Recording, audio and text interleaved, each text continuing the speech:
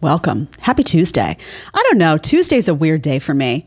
It's like, I don't get it. It's just there. It's not a Monday where you're like, oh, are you a Monday type of person? Starts off the week. Some people are Monday. Tuesday's just Tuesday. Kind of falls flat for me. But because Tuesday, because Tuesday falls flat for me, I decided to wake up and pretend it was 1985. Now, feeling a little 80s today. My mom is probably at home watching like, oh, look, it's my daughter at 8. But I shouldn't have to warn you guys about this. I am prepping for an 80s weekend. I'm going to watch Back to the Future. I'm going to watch Desperately Seeking Susan. You real 80s ladies out there that know what I'm talking about. That diamond jacket, that pyramid jacket that Madonna had on in that movie. Tyler, if you can find that for me, I'll be your best friend. Was amazing. He's actually looking it up. I meant actually like, let's purchase it for the set, but you know, I'll settle for him Googling it. Anyway, the 80s were fantastic. I woke up today. I was feeling it. This is going on. You're like, Jed, what's up with the hair? You got to go with it. You're feeling a vibe. You're feeling beachy. You're feeling 80s. You go with it. So we are here today. We have a packed show. Did you have the jacket? Was that the jacket? I don't think it was the jacket. No, that's Madonna. Oh, look. See? Maybe I need a little more makeup to be 80s, but that's the vibe I was feeling. And the jacket, there it is. Look at the jacket. It's fabulous. It's amazing. It has a pyramid on the back of it. It's fantastic. Amazing. The only thing missing from the set, I'll bring it up again, not to be repetitive, but a DeLorean would look very nicely behind me. Patrick Bet David, if you're listening, do you or do you not want to be the entrepreneur of the year? Just saying. Are you up for the challenge? Are you not? If I did the show out of a DeLorean, could be unique, could be interesting. If the DeLorean were able to time travel and during the course of the show, we were able to bring people back to 1985, I don't think they'd be upset about that. I think it would be fun. Just saying. Everyone at home's like, I don't know about that, Jed. You know you'd love it. You know you'd love it. You know you'd love it. All right. So we're going to kick off the show today with one of my favorite people, Hillary Clinton. Well, Hillary Clinton did an interview with the Financial Times. It was a fascinating interview. I read some of it, you know. At times I was asleep. I'm not going to lie. Dozed off here and there, but tried to keep my eyeballs open. My husband brought some toothpicks out so I could pry them open for most of it. But she did make some good points. I'm not going to lie. I was looking for the common ground, guys. I was looking in there to see, can Hillary Clinton and I find some common ground? So let's see if we did. This is a little summary of the interview from the Daily Mail. It says, Hillary Clinton warns Democrats' fixation with transgender issues and condemning J.K. Rowling could cost them the upcoming midterms and 2024 presidential election. That piqued my interest when I saw that headline. Let's read a little bit. Hillary Clinton warned that Democrats' insistence on focusing on these issues could cost them the election. Look, the most important thing is to win the next election. The alternative is so frightening that whatever does not help you win should not be a priority. Why is the alternative frightening? I have to ask. Is freedom that frightening to her? Yes. Yes, it is. This is one of my favorite parts because they say that it could cost, if the Democrats don't win the next election, it could cost America democracy itself. I love the drama, which is really interesting from a crowd that advocated for segregation against people who didn't want to get an experimental vaccine. Suddenly they love democracy again. Okay, let's accept that and move on, just for time's sake. Hillary's comments came just days after President Biden signed an executive order to make gender-affirming care that can involve hormone therapy and surgery while accusing Republican lawmakers of bullying LGBTQ plus children. Okay, so I think Hillary has a point here. I think she's right that these cultural issues are going to bury Democrats. Not just, I think we need to look at the midterms before we get to the next presidential election. I think this is going to be a huge problem. I think she knows it. I think she knows that parents around the country are saying, I don't want my preschooler to be lectured about sex education from a drag queen at storytelling hour. Okay, things have gone a little mad. Most people around the country are a little unsettled by this information, and I think she knows that. I think they're also raising eyebrows at gender reassignment surgery in children and what the implications of that can be. Parents are now asking a lot of questions because I don't think they realized how crazy things had gotten truly until the mandates for the vaccine came in. And then I think everything after that, they started to have open eyes, like what's going on when it comes to gender? Because these used to be issues that affected adults. We used to talk about these things with respect to an adult conversation. And now it's like, no, we need the kids. Oh, we need the kids. Let's go for the kids. And people are very protective of their children. I don't care what your political ideology is. Everyone across the political spectrum can say, you come for my kid, I'm coming for you. So that's a commonality that we all share. Now, let's be clear about Hillary Clinton for a second. She's not saying that these things could be a problem because she has a problem with them. She's not saying, I disagree with the crazy. She's saying, don't put the crazy front and center, because if you put the crazy front and center, you're not going to get reelected. So I don't know how she feels about these issues. For all I know, she backs all of this crazy policy. I have no idea. You'd have to ask her.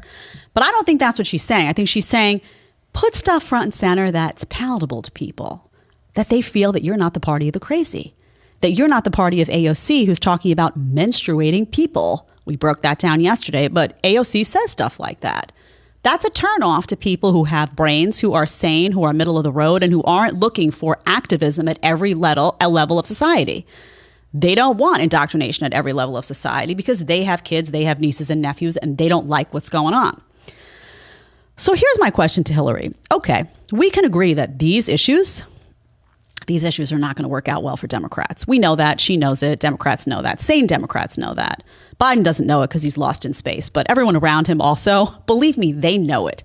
They know it. They're going to have to walk this back somehow and put emphasis on something else. I don't know. Maybe another pandemic will pop up just in time for the re-election campaign. Who knows what's coming? Then we can stoke fear in everyone and make it an us versus them mentality and make everybody hate each other and hide in their houses on lockdowns. And we need big daddy government to come in and rescue everyone. Maybe that'll happen. I don't know. Could happen. Just be prepared if it does, because last time a lot of us weren't prepared. Okay? Myself included.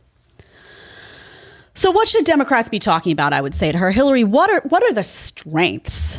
What are the strengths? I want to know. I'm genuinely curious what a Democrat would say, and maybe we'll have one on here and we can talk about what their strengths are. Because when I think of strengths, I'm like, okay, are you going to talk about school choice? No, they don't believe in that. Are you going to talk about how the lockdowns were problematic for society and all the ramifications? Well, no, they advocated for them. Okay, are you going to talk about gas prices and energy independence? Well, no, they're not exactly, part of the drill baby drill crowd. So what are you going to talk about? Because it seems to me that what happens is that Democrats can't talk about these big issues because they lose. The economy, you're going to talk about the economy? Well, it's not going so well for a lot of people. So what happens is they can't talk about the economy. They can't talk about gas prices. They can't talk about oil. So they're like, oh, let's talk about gender. Let's talk about gender. Let's talk about this over here. We can rile everybody up. We can say that DeSantis hates gay people. Let's go with that. That's the strategy. Really. I invite you at home to think about this question. What are the strengths of the Democrat Party today? What are they? I mean, I would love to hear back in the chat, in the comments. Tell me what you think. Democrats out there, I hope you're listening. I love it if you're here. You know I love a good debate. Put it in the chat. Tell me what the strengths are. I want to hear. I think she'd have a hard time on here if I asked her. I don't know. Last time I asked Hillary a question, I lost my job a few days later. So who knows? Maybe Tyler would fire me after this one. All right. So bottom line is nobody in the Democrat Party cares about Hillary Clinton's advice. They don't care. They're just like, they don't know how to tell her, Hillary, do us a favor and please don't run again. Because she's bad at this. And I don't care whether you agree with her politically, whether you agree with her policy. Maybe you didn't think it was a big problem that she lied about the email scandal. Maybe you didn't think that she threw somebody else under the bus during Benghazi. Maybe you didn't find a problem with that. I did. Maybe you didn't. Maybe you agree with her on big government policies. That's your thing. Okay. Maybe you do. But the bottom line is she's a bad candidate. She's bad at politics. She's bad at running for something. Bad. Really, really bad at it. I had a teacher once that used to say, if you're really bad at something, someone should tell you. Someone should tell you. That's not to say you can't shoot for the stars. You can't, dream big. But if you can't sing at all, and you want to win American Idol, there's going to have to be a reality check moment with you at some point. Somebody needs to tell her she's bad at this. And I think Democrats huddle every now and then and just say, please, it's not going to be her. Please, dear heavens. The only person they were more afraid of than her was Bernie. Remember they took Bernie out? Remember that? The DNC took Bernie out? Twice. Because they knew, well, He's too extreme. He's not going to win over the independents. Hillary's better. I don't know, man. Bernie is at least a guy who he speaks and you're like, that guy believes what he's saying. There's at least that. Hillary, I don't know. That just looks like an empty vessel to me, sorry to say. But that's not where the Democrat Party is. The Democrat Party is not a Hillary Clinton party right now. They don't care what her opinion is. They're probably like, why did somebody ask her for this interview? Who cares? She's not the woman of the moment. She's not in the mood of the moment when it comes to the Democrats. They're not there. They're more in line with AOC and the people who menstruate. Okay. So where is the Democrat Party, you might ask? Well, I came across this article. It was interesting to me. Came from The Blaze, friends over at The Blaze. By the way, Beck would be another one. I'm surprised, Glenn Beck, if you're listening. I'm surprised you don't have a DeLorean. Just saying, Mercury Studios has a lot of stuff. I saw a big thing that looked like a monster. Could have been a Terminator. Maybe it was, maybe it wasn't. DeLorean would fit in nicely there. Just saying. All right, Hillary. All right. The Blaze. You ready? Michigan's first gay attorney general says there should be a drag queen for every school. A Michigan attorney general is facing criticism after she suggested that there should be a drag queen for every school. This is Attorney General Dana Nessel is her name. Nessel's the first openly gay person voted into statewide office in Michigan. Drag queens make everything better. Drag queens are fun, she said. Who wrote that for her? Does that not sound weird? Who talks like that?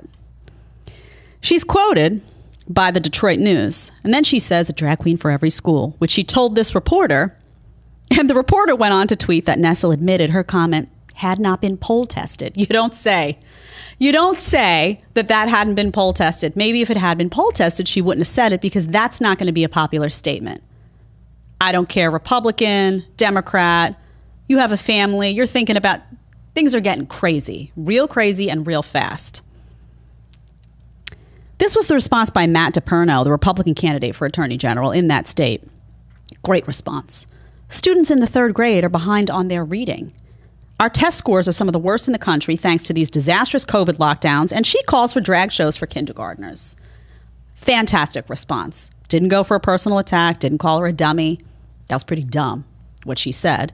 But didn't do any of that. Just said, these are your priorities? And I think that's an important point. We just talked about, what are the strengths of the Democrat Party? Where are they? Where are their priorities? The country is in many ways falling apart at the seams. I'm not going to sugarcoat that. People can't afford to pay for gas. Okay? They can't afford to put gas in their car. You have kids that are so far behind in school because of these lockdown policies and because of these remote learning policies. These kids are so far behind that teachers are struggling now to how do we catch them up? There were kids that had disabilities that couldn't learn with masks on. I mean, there are big things that happen in families this year. There were parents, one parent had to, quit a job and stay home and deal with all this remote learning. There was income that was lost in households. Parents are upset. They want answers. They don't understand what was going on with the school closures. And they found out that those talking points were being, the teachers union and the CDC working together on talking points. Maybe that wasn't so popular for parents who were struggling at home to put food on the table. You don't say. This is the kind of answer that needs to be given. Where are your priorities? You're talking about putting drag queens in schools for storytelling when people are still trying to figure out how to pay their bills. You know how many families right now in the country are living paycheck to paycheck? I come from a family that was like that for a while. It was a struggle. You had to figure out, okay, can we take a vacation this year? Okay, let's save our money for that vacation. My parents saved all of their money to be able to put me in the best school on Staten Island because they felt like education was the key to success. A lot of sacrifice, a lot of blood, sweat, and tears went into those sacrifices. There are families like that all around the country. You think they want to hear you prioritizing, let's bring a drag queen and do makeup lessons at school. No, they don't. They don't. So this is a phenomenal answer. The reason I juxtapose these stories is because the Hillary Clinton story, Hillary Clinton is where the Democrat Party was. That's like, Obama saying, we're going to, mandate everyone to have health insurance. That was Democrats. It was big government, but it was sane big government. Now it's, let's put a drag queen in every school and you have to get a mandatory experimental vaccine or you're going to lose your job. Slippery slope. Real slippery again. Okay. Also, important to note, there's a lot of phonies in this game. So I don't know. I sit here and I think sometimes, do these politicians really stand for what they say they stand for? I don't know. I distrust politicians by nature. So you got to dig deep on these things sometimes. When you vote, you got to figure out how do you separate the fact from the fiction? How do you separate the phonies from the non-phonies? That's why I brought out Bernie. I disagree with Bernie on almost everything. I don't think he's a phony. Hillary Clinton is a phony. She says what needs to be said. I think AOC is a phony. Says what needs to be said. Sift through the phonies. Speaking of phonies, Tyler knows where I'm going with this. Enter the Kardashians. Enter the Kardashians. What a transition. A1. Anyway, I don't know if you saw this. Now, this topic has me heated. This is my sweet spot, health and wellness. I know what I'm talking about here. Big time. So I see a few weeks ago, this was before we even started the show, that Kim Kardashian was named Beyond Meat's Chief Taste Consultant. Chief Taste Consultant. Who knew that was a title? Did you know that, Tyler? Did you ever apply for a job as a Chief Taste Consultant? No, but I kind of want to. Not for Beyond Meat, but boy, it sounds nice. Think of the possibilities if it was regular meat. Right. Like Ruth Chris, hey, you guys need a Chief Taste Consultant? Sign me right up. Right.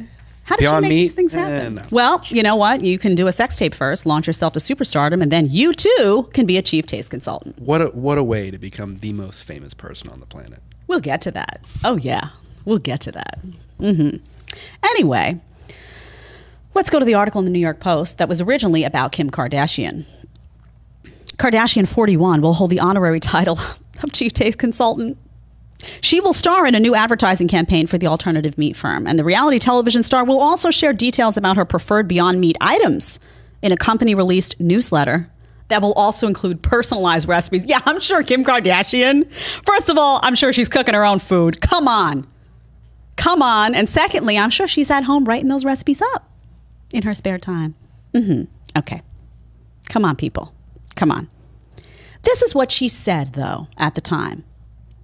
And she later got heat, by the way, because the video came out and it looked like she wasn't eating the burger. And people were like, you didn't really eat it. So then she filmed another video where she was eating the burger. It was a whole big thing. I didn't care about that part, though. I care about this part. This is what she says. I'm really inspired by Beyond Meat's mission and love that they are not only making plant-based eating delicious and accessible, but are doing so in a way that benefits both people and the planet. So she's saying it's healthy. That's what I gathered from that. Okay, it's not. It's not. I realize I'm not going to get any Beyond Burger sponsorships here, but I'm cool with that. So I want to take a look at the Beyond Burger ingredients. I don't know if you have that link, Tyler, or you can pull it up, but I have it here. Ingredients for a Beyond Burger. Water, pea protein, expeller pressed canola oil, refined coconut oil, rice protein, natural flavors. When you see natural flavors on something, that means they didn't want to tell you what was in it. Natural flavors, by the way, guys, is like fragrance. When you look at a bottle and it says organic and then it says fragrance, what that means is that they take a bunch of toxic chemicals together, hundreds, sometimes thousands, and they group them together to make something smell pretty, and you don't know what's in it. Don't buy stuff that says fragrance. You want some fragrance, get some essential oils, something natural in there. Fragrance and natural flavors are brothers. So what's natural flavors? I don't know. Neither do you. And oftentimes when you call these companies, because I've done it, and ask, they won't tell you. Dried yeast, cocoa butter, methyl cellulose, that's a binder, and less than 1% of potato starch, salt, potassium chloride, beet juice, color, apple extract, goes on and on and on. Okay. This is not healthy. It would be really great. I should have juxtaposed this next to a grass-fed, grass-finished farm, raised on a beautiful farm piece of meat. You know what the ingredients are in that? Meat. Okay? This stuff is not good for you. It's not good for you. I'm going to go on, and then I'm going to get back to a little bit more on this. So she calls it healthy. Interestingly enough, the announcement provided, it says in the Post article, an initial bump to Beyond Meat's shares, but the stock turned 8% lower by late morning. Oh, maybe people didn't buy what she was selling. I can't imagine why. Okay. So that's beyond me. Kim Kardashian comes out. She does that whole thing. I'm not on the air to talk about it. I do go on a bit of a rant on Twitter telling people this is not real food. Now, let me explain something to you. This is not a hit on people who eat plant-based. I was plant-based for years. When I was younger, I had acid reflux. Bad. Really, really bad. Due to stress, due to horrible eating habits. I used to eat horribly in college. I developed severe case of reflux where they stuck me on Prilosec, they stuck me on Nexium, they stuck me on all that stuff, those proton pump inhibitors. They're all... Anyway, it didn't work out so well for me. I ultimately went to a nutritionist, a guy called Joel Furman out in New Jersey, one of the first guys to be talking about food. We talked about food. I went on a plant-based diet for years. You can do plant-based. If you have a problem with meat, okay, that's up to you. Some people have a problem with it because they, are very active in animal causes, animal rights. Okay, that's your thing. I get it. I understand. There is a way to do plant-based that's healthy. This isn't it. When I was plant-based, I didn't eat fake meat. Okay, I ate a lot of fruits. I ate a lot of vegetables. I ate dehydrated nuts and seeds. I ate a lot of good stuff, a lot of healthy stuff. This wasn't it. Okay? This is garbage. This is garbage food. So somebody who knows about health and knows about food is not going to be recommending this to you. Somebody, you walk into a nutritionist's office and they tell you to go get some Beyond Meat, save your money. Walk right on out. So this story hits. I see all this. I'm like, what's going on? Then this past weekend, I see Kourtney Kardashian because, something happens in the Kardashian family. You ever notice this? One sister, and then suddenly it's like, whoa, all the sisters. Kourtney Kardashian and Travis Barker feed each other vegan chicken in seductive new campaign. This is from People, by the way. So let's see what's going on here. The pair who had their third wedding in Italy almost a month ago are celebrating newlywed bliss by revealing a saucy campaign with vegan chicken company Daring. In true Kravis style, the newly released photos feature a lot of intimate moments. Kardashian is mindful to keep a balanced, primarily plant-based diet. This is her comment on it. Oh yeah, we're going to get back to that photo. She says, I've been on a health and wellness journey for the past 13 years, which has made me super conscious of what I put into my body and my kids' bodies. I'm not fully vegan, but Travis has helped me to keep to a mostly plant-based diet, which is so much easier with Daring. Okay, so let's look. I was like, let's see what's in it. I'm an ingredient list junkie. I go over to the Daring site and I look and do some digging, and I see that Daring is made from a few, they claim, simple natural ingredients and packed with plant protein. Water, soy protein concentrate, that's not good for you. Sorry. Sunflower oil, terrible. That's a seed oil, that's inflammatory. Salt, not even sea salt, y'all. Not even some Celtic sea salt in there, or some pink Himalayan. Natural flavor, there it is again. What's that? No one knows. Spices. Okay. Again, you can do plant-based. You can do plant-based, healthy. This is not how you do it. You want to go make up, vegetables, some beans that you soak the night before, some nuts and seeds. You want to do some fruits. You want to do some cassava pasta, do a little pesto homemade with some spinach. You do that. This is not healthy. Now, I'm in a different place right now. I happen to be consuming meat. I happen to be in a mental space personally where I'm seeing a lot of added benefits to adding some of these meats that come from farms that really practice, good practices. I'm seeing that, so I'm not in a plant-based head right now, but I understand everybody goes through different phases in life, and everybody's body is different. And your body at 20 is not your body at 40, is not your body at 35. So I respect people's individual decision-making processes. What I have a problem with is celebrities who sell things to people that aren't good for them under the guise of them being some type of health expert. That's what I have a problem with. You will not see me promoting something on this show that I don't believe in. It's not going to happen. I claim to care about health. Wait and see what gets promoted on this show. I'll eat my words if it's not 100% something that I use at home, something that I would endorse, something that I think is good for you, me, for my kid. 100% promise from me. You think she's eating this meat? Tyler, do you think him and Kourtney sit around the table at night and they eat Beyond Burgers and Daring? No, I don't think their personal chefs cook them Beyond Burger or Daring chicken on a nightly basis. Yeah, I don't think they're eating this. I don't know for sure, but I just don't think so. They know how to make a lot of money, though. They sure know how to make a lot of money. And what's also interesting to me, this one really had me. If you go to the Daring site, this is amazing. They do a comparison on their site, and they're like, Daring is way better than these frozen chicken strips. Okay. Well, did you do a comparison between Daring and pasture-raised chicken from a farm? Did you do that? Yeah, Daring loses. So this is a problem for me because I feel like these, first of all, there's a new movement that's happening, the anti-meat movement. It's bad for the climate. It's bad for the animals. It's good for you, but, you know. Why is this happening? And why are all these high-level influencers? You got Bill Gates, you know, who invests in a lot of this stuff. He's out there talking about buying up a ton of land, by the way. We're going to get to that. We're going to get to all of that. But why? Why would these people be advocating for something that's not good for you? Well, there's a lot of money in that game. And then when you have a population, and I'm not talking about the Kardashians here, they're not thinking that deep on this issue, but somebody like Bill Gates, I wonder, just a question, not a declarative statement, would somebody like that benefit in any way from a population that wasn't super healthy? I don't know. Would somebody like that and his other investments, he's a big pharma guy, promoting all these big pharma drugs all the time. I wonder, does big pharma benefit when a population is not healthy, is more sick, is more prone to chronic disease, is more medication dependent, and has to roll into big pharma every month for a prescription, and has to rely on big pharma for a whole bunch of stuff because their body is toxic waste dump? I don't know. Maybe. So the Kardashians have an incredible amount of influence and power. People love them. I have to admit, I was never a Kardashian fan. I love reality TV. In fact, I just ate up those shows that Nick Lachey and Vanessa Lachey put out there.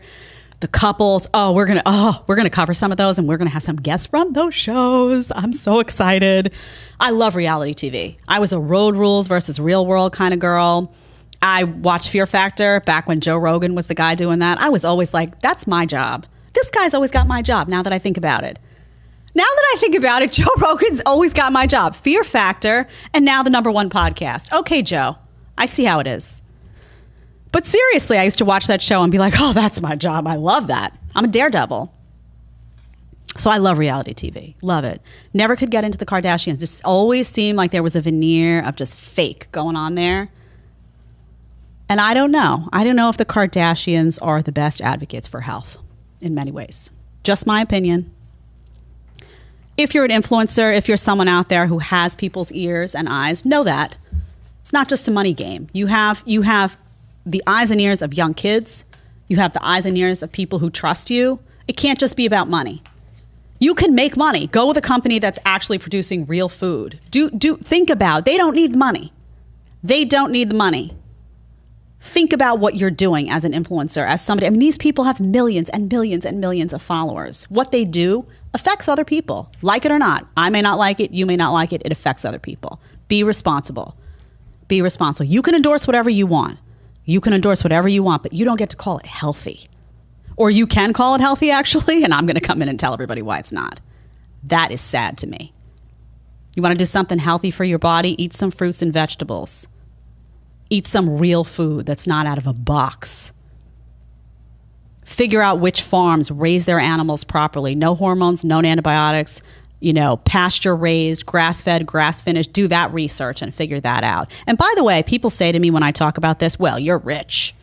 You talk about this, it's expensive. So let me tell you, I changed my eating habits on a teacher's salary. I was making $42,000 a year living in that $1,800 a month apartment, and I was eating all whole food. I took my entire salary and I put it into food, all of it. I didn't go out drinking. I didn't go out to dinner. I didn't buy myself stuff. I wasn't a clothes horse like, oh, my closet is filled with designer clothes. Didn't do any of that because I knew that food was going to make a difference in how I feel and longevity. That's what I chose to invest in. And you can do it on a small salary. You can be smart about it. You absolutely can, especially if you're not eating any meat. It was so easy. But I'm not going to pretend they know about health. We're not going to pretend here. We're not going to account for the phonies. All right. And a lot of indoctrination goes on with that stuff too. Keep that in mind. A lot of indoctrination. Now the new trend is plant-based. Everything's got to be plant-based or you're anti-climate. I'm getting tired of the indoctrination. Speaking of indoctrination, you like that one, Tyler? Yeah. Tyler likes the transitions. He's a fan of the transition. Oh yeah, I think they're spot on. All right. Did you guys see the protests that went on at Amy Coney Barrett's house over the weekend? Amy Coney Barrett, Supreme Court Justice. People are upset because they're afraid that Roe v. Wade's going to be overturned. And they've decided, you saw what happened with Kavanaugh. They went to Kavanaugh's house. Somebody tried to kill him. Media, birds chirped, silence. Anyone want to talk about that? No? Let's talk about Trump for the 15,000th time, even though he's not president. But let's not talk about somebody who tried to kill a Supreme Court justice. Media priorities. Okay. So now Amy Coney Barrett's house. I looked. My husband sent this to me a few days ago. And I was like, this can't be true. So I looked it up. New York Post. Bloody pro-choice activist, bloody in quotation marks, pro-choice activists carry baby dolls outside Justice Amy Coney Barrett's home. And I looked at the picture and I said, those look like kids. Turns out they are. If you read in the article, pro-choice activists protested over the weekend, donning fake blood-stained clothes and holding baby dolls. The protesters marched to the Judge's Falls Church, Virginia home Saturday and held signs, including one with a coat hanger on it that said, "Not going back." The youth activists, part of a group called Rise Up for Abortion Rights, tied their hands together with tape and held the plastic baby dolls. The group, which pushes slogans including forced motherhood equals female enslavement, called the protest the Women Are Not Incubators youth procession. Look at these people. Look at them. The girl who led the procession, by the way, on the far left, she's 15 years old. 15 years old. The group said it isn't working to, quote, change the minds of women-hating fascists. I guess that's me. I guess they're talking to me. I'm a woman. Apparently, I hate women. Apparently, I'm also fascist, even though I advocated for freedom for the last year and a half, while the actual fascists were calling for forced injection. But rather, they're calling on pro-choice majority in the U.S. to stop the Supreme Court for overturning the abortion rights case, Roe v. Wade. So they're upset about Roe v. Wade. What bothered me about this, and we're going to go to their Twitter feed, we're going to see some stuff, but what bothered me about this is not the right to protest. People have a right to protest. It's nonviolent. You can protest. What bothered me is that these are children. These are kids. Where are they getting their information from to be doing this and behaving like this? Somebody wrote, this looks like a cult. I'm not one to throw the C word around, any of the C words actually, but in this case, cult. I'm not one to throw them around. I don't like to use that stuff, just call everything a cult. But I have to say, there was a similarity to a cult when I saw it. Let's look at the Rise Up for Abortion Rights Twitter feed and see. They wrote, "We aren't incubators. Youth procession delivered baby dolls to Amy Coney Barrett. We aren't protesting to change the minds of women-hating fascists. We're calling on the pro-choice majority, on you out there, to get in the streets and stop this." I want to go to the video because I need you to hear these kids. Remember, this girl that organized this, 15 years old. I need you to hear them in their own words. Tyler, do we have that video to play? So now that you put these outfits on, does it make you feel any kind of way? It makes me feel terrified. Yeah, but also powerful. And like we're doing something important because this is what a lot of women are going through. People are actually dying and bleeding out because they can't get a safe abortion. And this is the terrifying visual of what America is going to look like. It's the terrifying visual that children are giving birth to children. They're being forced to against their will.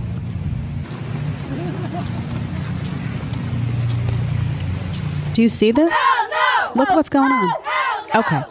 This went on and on and on. And these are kids. I don't know how old everyone is. The girl that you heard speak that said, this is, Amy Coney Barrett's America. Terrifying, terrifying. It's like an AOC in training right there. She's 15. So I'm to assume that a lot of those are her friends or people around her own age. All you need to know about media manipulation of young people, you can see in a clip like that. First of all, abortion rights should be left to the states. That's how it was intended, policy-wise. It should be left to the states. Secondly, doesn't that just sound like echoing talking points? This is Amy Coney Barrett's America. I mean, where did she catch that as a headline on MSNBC an hour earlier? Whose mouth did that come out of? Do their parents know that they're there doing that? Because it's one thing to just have a feeling about something, and it's another thing to do what they did, which was looked satanic. Kids thought that up. Let's take baby dolls. Let's put, fake blood. And that looked like, to me, that looked like an adult idea that was manifested through children. These are all adult ideas that are coming out in children. Okay? Scary. Where did these kids get those talking points from? I have a really hard time believing that 15-year-olds came up with that themselves. Very, very, very disturbing stuff. And what is their perception of this country? What is their perception of this? They think that all over the place, women are bleeding out and children. This is just not what's happening. This is not what's happening statistically. I also have a real problem with people who enter the abortion debate. I don't care. We can disagree. We can feel differently about abortion. But if you enter the abortion debate and you have no acknowledgement that you're talking about a baby that lives inside someone, I'm done with that conversation. I'm not going to do it, because that just ignores the reality of science and biology again. These are babies. These are living, breathing things that grow inside of a woman. Heads exploded on that whole statement, Tyler. Well, it was like woman, babies. I used all the wrong words, all the trigger words there. From the trust the science crowd, nonetheless. Trust the science. Yeah, you're only supposed to trust the science. I don't know. Does Fauci, only if it comes out of Fauci's mouth? Is that what it is? It has to have a big pharma stamp of approval on it, or it doesn't count? Come on. And, I always take issue. I always think about it because for me personally, on abortion, I always had a nuanced opinion. I still have a bit of a nuanced opinion personally. I do believe there should be exceptions for rape, incest, life of a mother. I do believe there are extenuating circumstances that are physical that I know some friends have been involved in where they're told point blank, there are problems that are arising here for you, for the baby. I wouldn't want to be in that position. I would never want to have to face that position. And I'm not somebody who's comfortable telling them what they have to do in a position like that. Those are extreme circumstances. They are very rare. That is not the norm of what's going on. But I went through, as a mom now, I have to say, I went through those sonograms and I saw that baby had a personality so early on. I remember Hartley was putting his hand up like he didn't like the sonograms, and he would go like this so early on, like, get that out of my face. He was me. He was like, talk to the hand. I'm done with this. I remember seeing smiling so early on, and like a structure that looked like a baby so early on. I don't know how you walk out of that. Maybe you walk out of that, you're still pro-choice, but there's no excuse for walking out of an experience like that and not having an awareness that in these conversations, you're talking about a baby. Come on. Come on. So my problem is not with the debate, not with households that, are strong advocates for, the pro-choice movement. We can have that discussion. We can have that debate, and we should. But you can't ignore science. You can't ignore facts. And you can't ignore the reality that what you just saw on camera was deeply disturbing, coming from 15-year-old girls. That is deeply disturbing on many levels. And we need to think about, as a society, what is happening that they're manifesting their viewpoints. And I say their viewpoints because I'm not even sure it is their viewpoints. Something just hits me wrong about this that way, with those outfits and those costumes and those talking points. That's concerning. And we're going to get to the issue of abortion more. I'm going to have some guests on here that really dig into this. I think it's a really important issue, but that got me twisted. All right. I want to get to a topic that's not political, and I want to spend some time on it. I wrote a book. I told you guys about this a while back I'm trying to remember when I wrote that book. It was a few years ago. It was called #DoNotDisturb, and it talked about society and what was happening and the slippery slope of technology and how it was really wrecking all of us. New York Post, let's check this out for a second. And you guys are going to feel, there's going to be a lot of conversation that goes on about this. So please, I would love to, if you can comment in the comment section about this, I would love to hear your thoughts on this topic. Too many Americans admit to answering after-hour work emails or messages. Seems like a benign topic, but it's really not. Let's read. 7 in 10 people admit to answering their work emails or messages when they're off the clock. Zimbra and Walpole, is that Walpole? I can't see. Partnered to survey 2,000 office employees about the pros and cons of always being logged on. They found that 70% of people actually appreciate receiving work notifications at any hour of the day. Do they, though? Do they? I don't buy it. Employees may stay connected during their free time to feel good about being on top of their work, because they're hoping to move up within the company, and because they don't like leaving things unfinished. But this doesn't mean the work takes over respondents' life. 72% would still rate their work-life balance as good or excellent. I don't buy that either. I don't buy it. So here's the conversation. It's a multifaceted conversation. Life has changed. It used to be that I remember when I was younger and my dad went to work. He'd go to work. You know, he had he used to get there really early, actually. So leave the house, say he was there from 7 a.m. until 5 or 6 p.m. Drive home. He had a long drive home. He'd come in the house, hi to the family. There was no contact with work at that point. He had dinner with all of us. We sat down. We had a meal. Maybe he would have to tie up a few loose ends with his pen and his paper. I mean, old school. Think about it. This is the 1980s I'm talking about. He'd do a few little things. There was a lot of family time that was spent. There were a lot of distraction-free zones. There was a lot of just existing and being. There was time to wind down. There was a wind down, right? You wound up for the day, you had your day, and then you wound down from the day. Maybe you watched a little bit of the news that night. You flicked it on to see if anything had gone terribly wrong, and you flicked it back off. That was your day, and you went to sleep. Now what you have is the workday goes all day. Now some people say, well, that allows me for flexibility. I can answer whenever I want. I can do whatever I want. I don't have to be confined within that 9 to 5, and that flexibility makes them happy. But let me ask you something. Ultimately, how do you sleep at night? Do you sleep well? Do you? I guarantee you a lot of you don't sleep well, because I struggled with this. We don't sleep well because we have a ton of blue light, coming at us all day long. You heard about blue light blockers. That's real. Computers, cell phones, we're buried in the phone. We're in the bed at night. The phone's in one hand, the TV's on. We're like, there's always a sense of having something to do. And when does the wind down happen? When do you get to actually leave that workday behind, take a deep breath, sit in your house and do nothing? Turn on a movie, sit with your family, have some bonding time that doesn't involve being plugged in? Or are you plugged in all day long? And think about, does it make you anxious? Does it make you feel like you work 24 hours a day? I know you may not have to be in the office from 9 to 5, but you're working 24 hours if you've got that phone next to you. What is it doing to our psyche, and is it good or bad for us? Is the work-life balance maintained? Everybody says, oh, I work from home, so I have great work-life balance. And then I talk to them more and they're like, I don't know. I always feel stressed out. I don't sleep very well. I feel like I'm just always eating too fast. I don't know, something's wrong and I can't figure it out. I work from home. I can't figure it out. Well, because your work day doesn't end. You think you have work-life balance because you get to go to the gym in the middle of the day and you get to answer an email when you can, and do you though? Or is work life and regular life now just morphed into one sticky, slimy, like can't separate them thing, and all you know is that you never feel like you get a break? That's how I felt till I made some rules.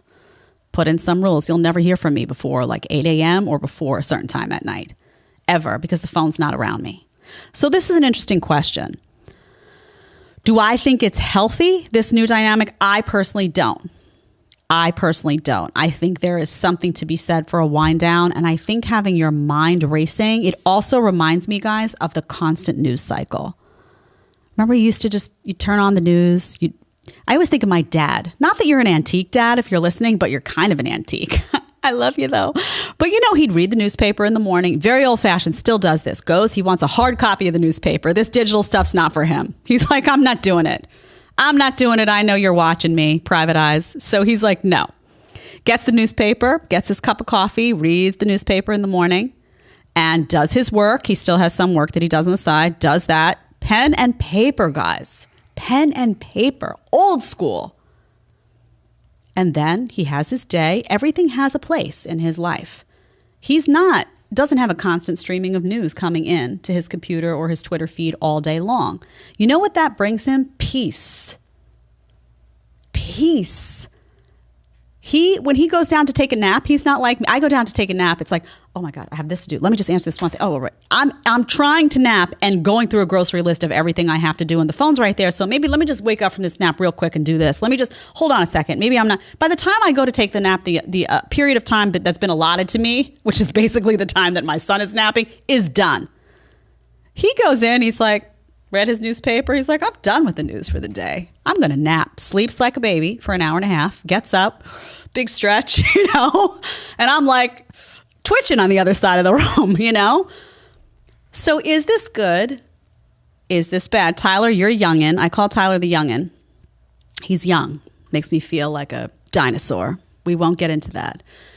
But you only, my guess is, know a world where this is all happening, right? So how do you feel like it's taxing? When I describe my dad's world, is that appealing to you or is that stressful? No, it's absolutely more stressful now. Like there are times where I'll wake up and I'll spring out of bed like I'm like late for something, and I'll go to jump in the shower. It's 2 a.m. and I feel like I'm late for work, like I'm late for something, like I gotta be going, I gotta be rushing. And this just reminds me of Ariana Huffington, who I used to really like. Watching her debate on Bill Buckley, I used to be a big fan of Ariana.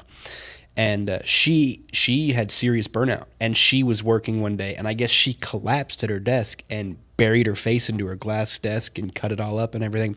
And she started a company, and she's like, I'm done. No more. I can't do it anymore. Started a company called Thrive, which helps to help companies avoid the burnout crisis of their employees. And she's like, listen, I started putting my phone to bed an hour before I go down.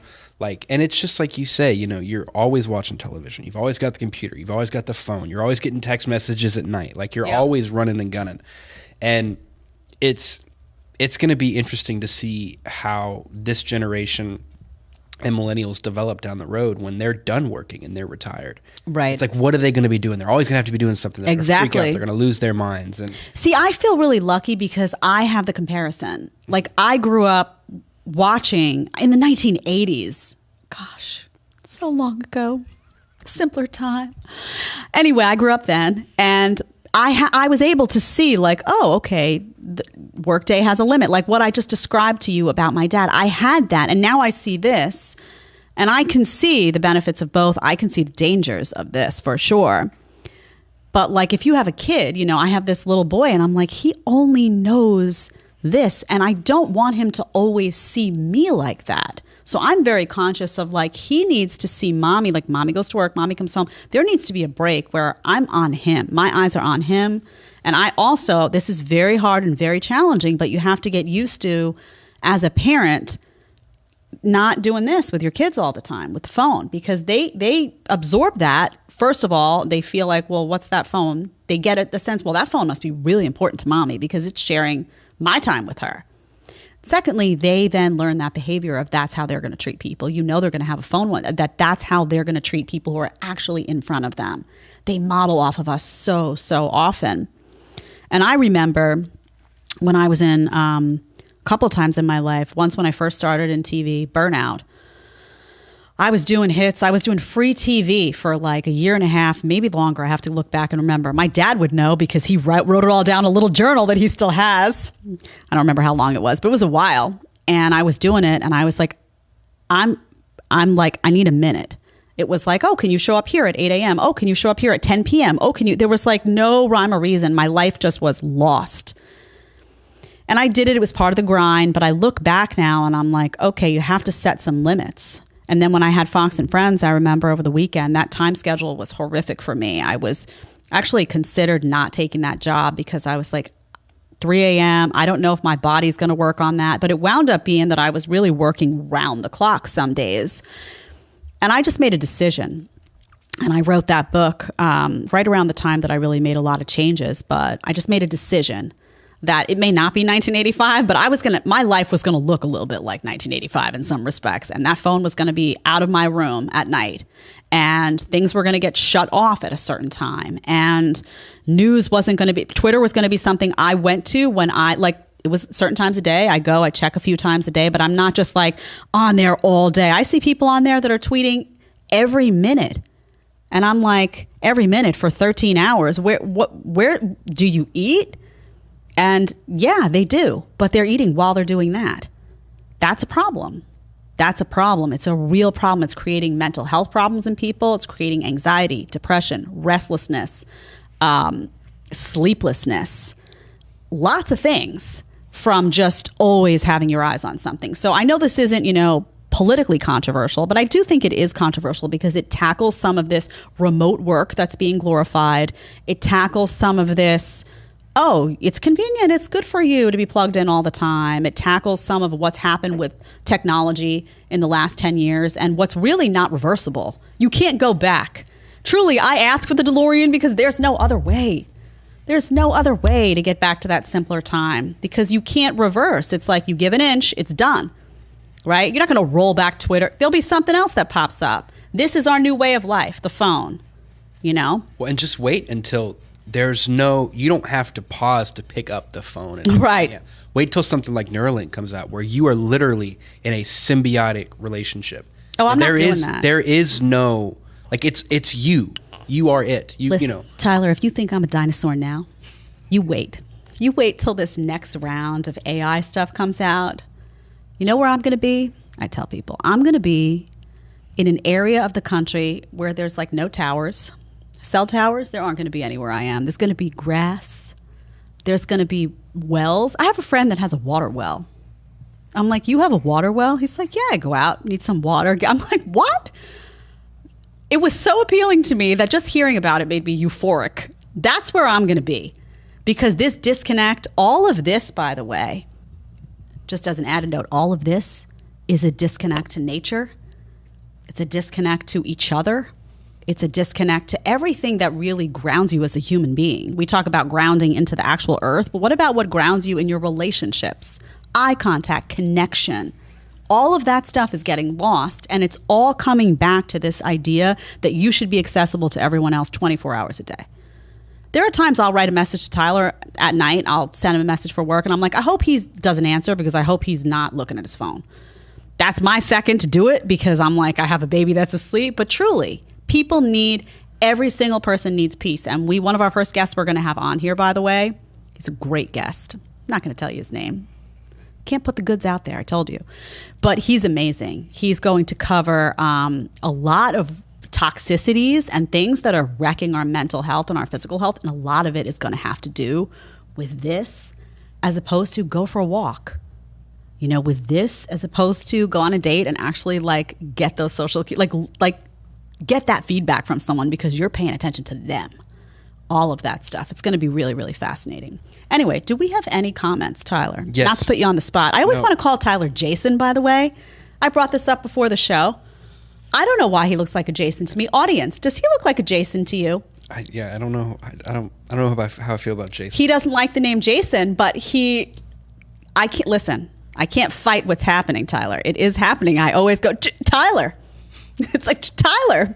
That's how it comes out. So, Jorge's like, Tyler's not going to be your friend anymore, and I'm going to have to mediate. All right. George would be, like you said, we're going to mic up George. We're going to get some George input. We're going to need to mic him up. And then, who knows? Let me tell you, pretty soon, you know what? We mic up Jorge over here. It's going to be Jorge Live. I'm going to be out. I'm going to walk in one day. It's going to be a new sign. I'm going to be like, does that say Jorge Live? Jorge's going to be sitting at the desk, mic in hand. Jed, take a seat over here by the equipment. When I need a clip, I'll let you know. I know it's coming. You were talking about buying some land. I saw an ad on Instagram last night. 300 acres in Colorado for $69,000. And I'll be doing the show live from Colorado tomorrow.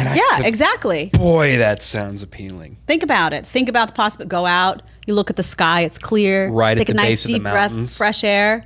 Yeah, I've got friends that live on farms. It's funny, too. One of those friends, we'll get to the comments one second. I talk too much. But one of those friends, a few years ago, 10 years ago, we started talking. And he was like, oh, yeah, I live in Texas and I have a farm. And I was like, this is too remote. I was living in Manhattan. I was like, oh, I don't know. I have my nail salon up the block. And I have, the grocery store is just a short dip away. And I was feeling the city. I was like, I need to be in it. I don't need to be in it. Now he tells me these stories and I'm just like, oh, feel a sense of calm come over me just listening to how his family lives. So people change, and you come to realize that a lot of the stuff is actually a problem. Comments, Tyler? Shout out to John Rutt. Shout out to nobody as a user on here, Julio.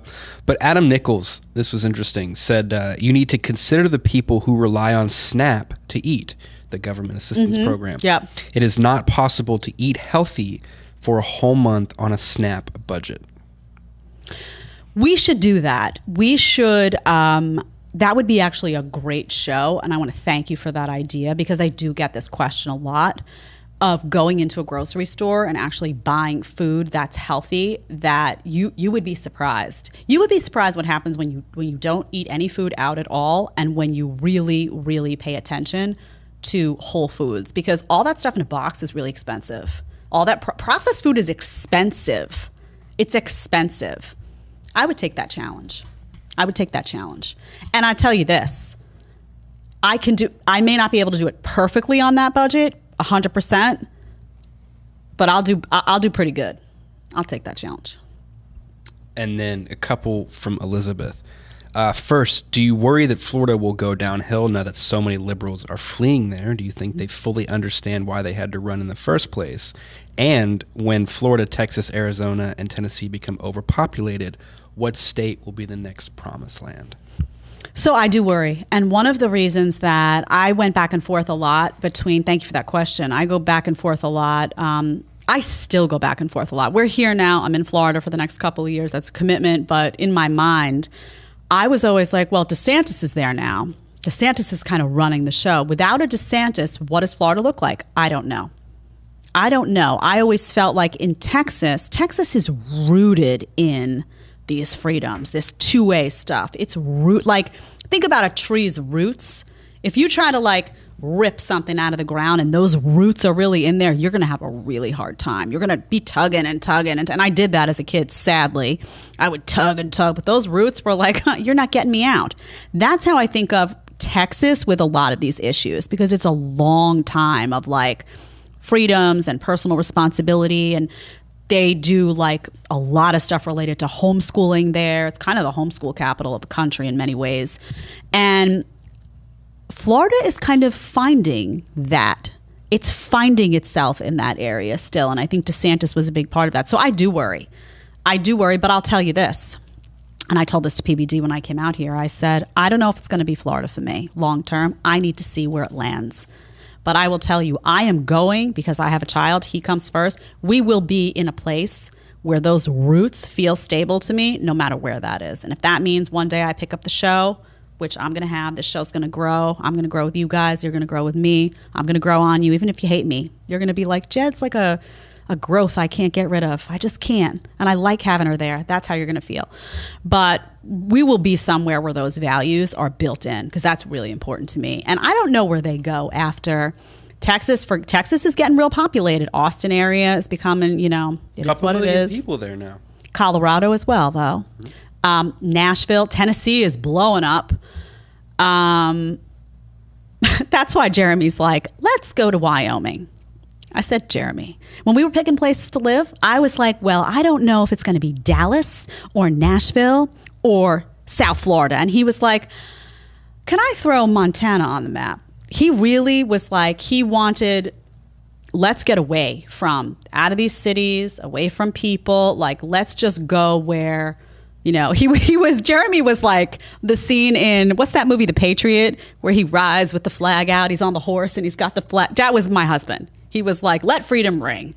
That's where I'm going. So he wanted security in that. And I don't know. I don't know where it's going to trickle out. But I do think there's enough people now in the country that are like, okay, I'm done giving. There's a guy, Jesse Kelly, shout out to Jesse, who when I first started listening to him, no joke, seeing him on Twitter, that is, I was like, he's too much. He was like, the communists. These communists, everything was the communists. I was like, this guy's too much.